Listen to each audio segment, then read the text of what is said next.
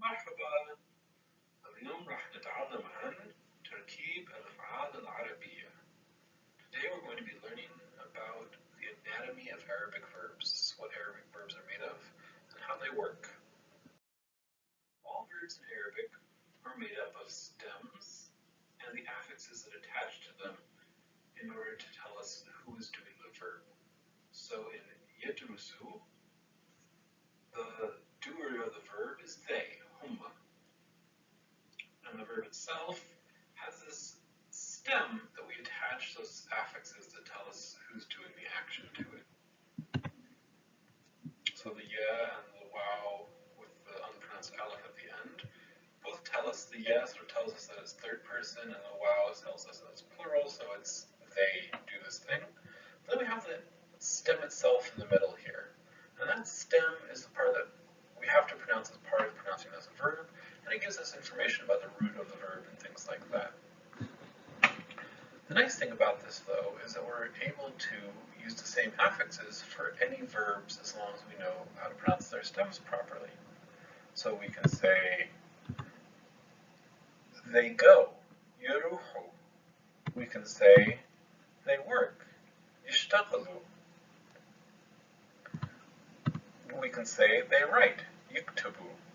Each one of these stems is slightly different. Some of them have certain things in common, but the affixes stay the same while the stem changes. Now just really quickly, let's talk briefly about the ba.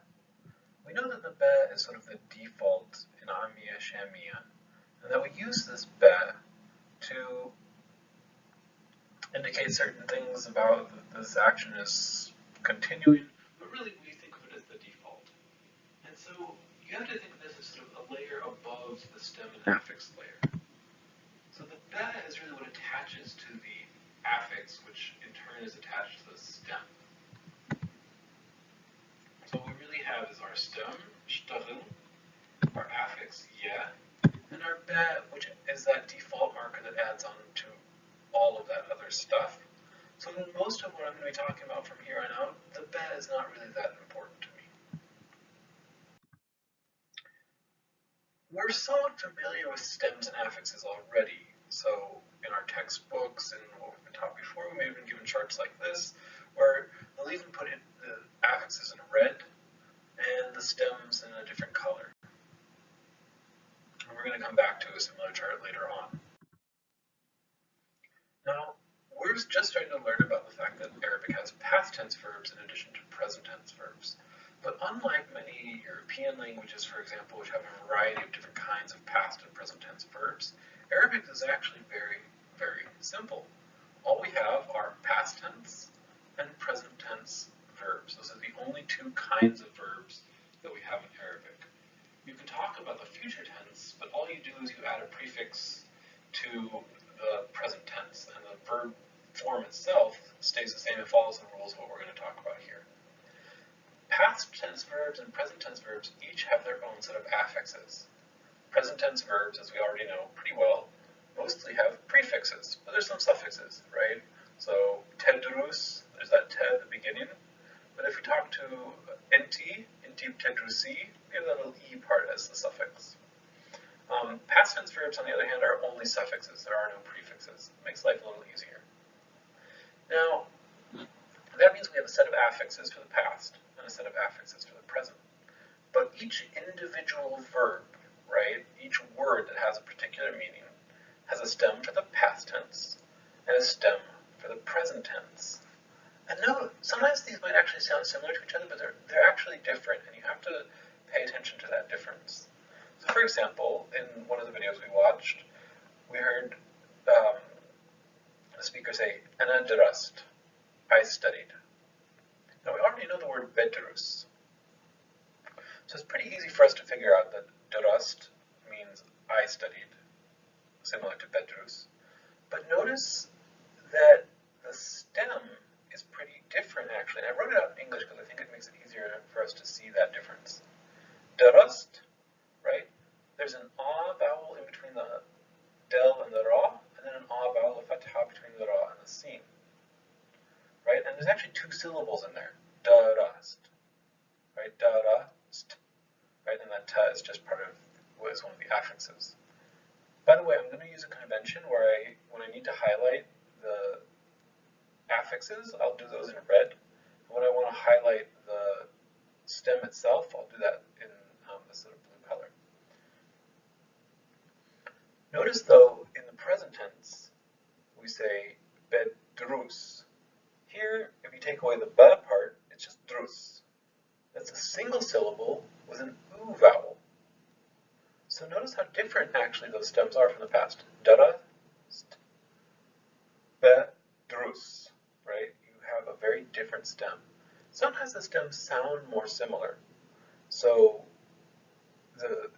to say he returned, we say raja, raja, ala fatha fatha, raja, right? 2 syllables, 2 fathas. But in the past tense, you'll see, or in the present tense, we say barja. Here we just have ra, jim, fatha, ain as the stem, ja, barja, right? Yes, there's a fatha, but there's only one fatha, one syllable. It's a totally different stem than the past tense. And it's really important for us to start becoming sensitive to that as we start to hear more past tense verbs. In fact, it's important for us also to have a sense of how diverse the present tense verbs we know are in terms of their stems. So we know a number of verbs that have a stem where you have a dhamma in the middle, and there's actually a lot of these. Bi'ad, bidrus, biftur. On the other hand, we also have some that have a fatha in the middle. Bitla, birja, bishrab. There's also some of this kasra, but I couldn't fit them on the slide. The point is, right, we have a variety of different verbs, but they all sort of fall into sets of patterns. And this is one of the nice things about Arabic is all of these verbs, while we have a variety of different verbs, they all tend to be in similar sets with one another. And we'll start to understand that better soon. Similarly, we have a number of verbs that have a waw or a ya in the middle. Biruh, bishuf, bi'ul, bi'um. All of these have a waw in the very middle. We also have a few that have a ya in the middle. Bi'ish, to live in a place. Bifi, to wake up. Those are all pretty simple, but some of these get a little bit more complex. And here I've tried to highlight the affixes so you can kind of pay attention to what the different stems are. So, bishtaghal, right? That's a really weird one. It has 2 vowel sounds in it. It has a total of 4 letters in the stem. Shtaghal, right? It sounds kind of different than biruh or bi'ad or bidrus, right? It's a different stem altogether. We've also had a number of stems that have this shadda on the one in the middle, and it's important to note how those are different from the other ones we were talking about just now. Biruh is he goes. Birawih, notice there's actually more syllables there. Birawih, that means he returns home. Bidrus means he studies. Bidarris means he teaches. Bifi means he wakes up. Bifayyit means he wakes someone else up. And there are more of these, right? Beside, right? Where did the aleph come from? There's an aleph in the middle of the word. That's kind of weird. That is a different kind of stem pattern. Bitghadda, there's a ta at the beginning. Where did that ta come from? Bitasha, same thing. Past tense stems are not necessarily related to the present tense forms.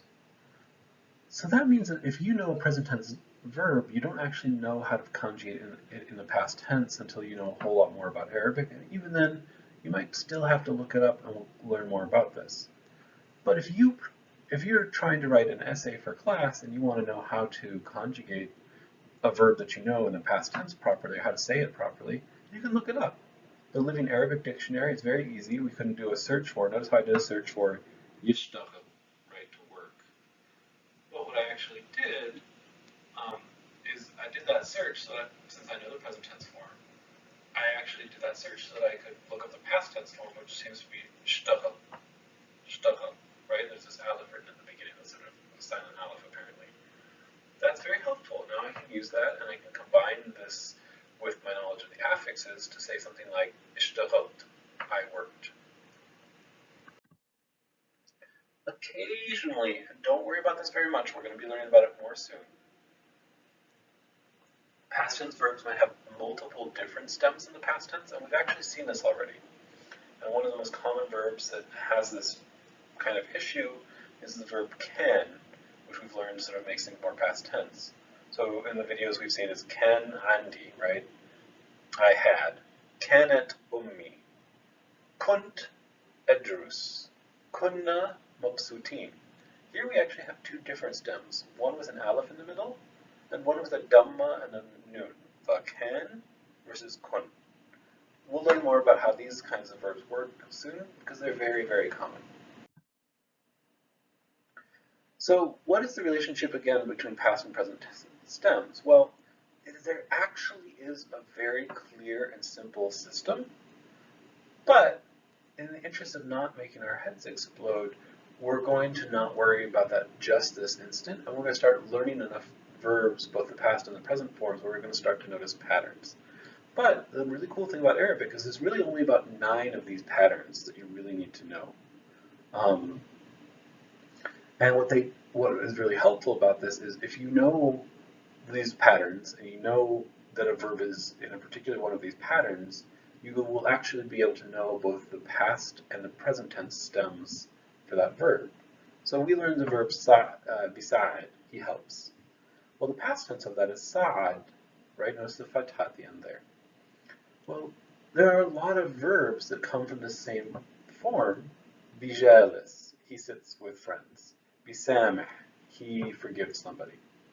Well, if you know these patterns, you can also know what the past tense is without ever having to look it up. The past tense of bijalis is jalas. The past tense of bisamih is samah. Notice how similar they all look? It's very easy to start to notice these patterns over time, but it helps for us to know these more. There is one of these major forms where the pairings aren't 100% predictable and where you just have to do more memorization, but Hekel Hayat. So let's just quickly review the present tense affixes. I'm not putting a be here right now so that we're not confused. And remember, the be is a default, but sometimes if you have two verbs in a row or biddi, you don't actually put the be on the following verb. So you will hear people say these without the be's on top of them. So if I said biddi, I'd say biddi edrus. Biddek tidrus, right? So I'm going to say these without the be, just so we're very clear on what exactly the present tense affixes are. Edrus, tidrus, tidrusi, yidrus, tidrus, nidrus, tidrusu, yidrusu. These should be things we already pretty much know. Now, the past tense we're less familiar with, and this is something we're going to be learning more about. Notice here, again, everything is a suffix. Ana darast, anta darast, inti darasti, huwe daras, hiya darasat, nihna darasna, intu darastu, humme darasu. There are a couple things to notice with this paradigm that might be helpful. Notice that the ana and enta forms are totally the same. In Fusha they're a little different, but in Amiya they're pretty much the same. Notice that, like in the present tense, the plural forms, we're mostly really just adding an oo sound to the end of the forms from the singular. So enta darast, intu darastu, huwe daras, humme darasu. Right, we're just adding an oo sound. Notice that the hiya form is daraset, and there's an et form, and one great way to remember this is to think of the word bachelorette, right? Bachelorette, daraset. That same et sound is kind of the thing that you add on to make it the hiya form. Notice also, in Amiya at least, in Fusha it's a little bit different, but in Amiya there's not actually a suffix for huwa. And that's one of the reasons why, and I'll talk about this in a second, That's one of the reasons why we use the hua form as sort of the default form. By the way, I said that I took off the be for the present tense verbs. Notice there is no be in the past tense. We do not add be to the verbs in the past tense. It's just for present tense verbs. So, citation forms. When you look in a dictionary, they don't want to give you the whole conjugation for something. That's just crazy. Most of the time, if you know Arabic and you know enough information about the verb, then you have enough information to conjugate it however you need to. So what dictionaries do is they just give you the minimum amount of information, right? Think of most dictionaries are printed dictionaries, right? You don't want to fill up pages and pages with extra information. So what dictionaries have done as a convention is they always use the hua form. And the reason is because the hua form is simplest in the past tense. It's the simplest verb tense in the past tense because it doesn't really have any suffixes, right? Daras, he studied. So for that reason, they use the hua form in both the present and the past tense, even though in the present tense, all of the verb forms are equally complicated. It's just in the past tense, it's a little simpler for the hua form. So if you were to go into Levantine Arabic, here's that same page we looked at a second ago, but you can see we always have the past tense hua form, ishtaghl, and then followed by that is the present tense form, yishtaghl. And notice that this dictionary, like many, will not include the be because they just assume you know that you add the be on as a default. So just to summarize the stem information, we're going to talk about one more thing and then have a bigger summary in a second. Affixes don't change. Every verb uses the same affixes. I will say this though, and don't let this confuse you, but there are a few kinds of stems and verbs where there is an interaction between the affixes and the stem in slightly weird ways. And we've learned a little bit about this with the verb ija, yiji, hua biji, right? There's an e sound at the end. When we say they, biju, there's no e sound anymore. It's just the u eats up the e sound. So sometimes these affixes interact a little bit with the stem. So affixes don't change. They're the same for every verb. We have a set of affixes for the present tense and a set of affixes for the past tense. Stems, on the other hand, every verb has two stems at least. And we need to memorize that. When we learn a verb, we have to memorize the stem and not just, I don't know what we would memorize without the stem, but you can't just look at the letters. You have to know how it's actually pronounced. So the good news is that if you've heard a verb once in the past or present, you can conjugate it for any person, right? If we hear a verb, waqa'a, he fell, and we want to conjugate that for ana, we can say waqa'at, I fell, right? It's pretty easy to just add the affixes on once you know them. The better news is that there's actually an entire set of patterns that we'll eventually learn so that you can identify what kind of verb you're looking at when you hear it or see it, and you can know, even if you have never seen the present tense form of that verb, you only saw the past tense, you'll know how to say the present tense form just from your knowledge. The only bad news is that you're going to have to memorize some things, whether it's those patterns themselves or at our current stage, you'll just have to memorize the past and present of different verbs. One last thing that's very important. We've been talking about verbs, but there are a couple of things that we've encountered that are not actually verbs, that are verb-like in terms of their meaning. The most common of these are and bid. In English we say I want, and want is a verb. He wants, she wants, he wanted, right? You add the verb suffixes that you add to any other verb in English. In Arabic, biddi is actually like a preposition. Now we kind of knew that already because the things we add to it are the same things we add to prepositions. Salam alaikum, right? That kum, that's the same thing that we add to bidkum or bidkum, right? Salam alaikum, bidkum, right? Those are the same things that we add to both of those. So they actually, and bid are just prepositions. Treat them like a preposition. They just have a verb-like meaning. The other one that we've encountered is second, and we've learned like second, sekina, sekimin, right? Ayati sekinin fi Connecticut. That is actually an adjective that's sort of like saying my family residents of Connecticut. It's not actually a verb. There is a real verb, yeskun, and you can use that verb as a verb. But just know that sekonin or second doesn't have like be second or bit second, right? That's not how it's used. It's actually just an adjective and it takes adjective endings. So, final summary. All verbs have past and present stems, and you need to memorize those. Arabic has affixes for the past and the present. You have to memorize the affixes, the stems of any new verb you meet. Eventually, we're going to have to learn those patterns and memorize those patterns. It's not as painful as it sounds, and it's actually really, really helpful to understanding Arabic. And then just again, an and bid are not verbs. Do not treat them like verbs. Do not try to add the verb affixes onto them. Just you add the possessive pronoun suffixes onto them, as we've been doing.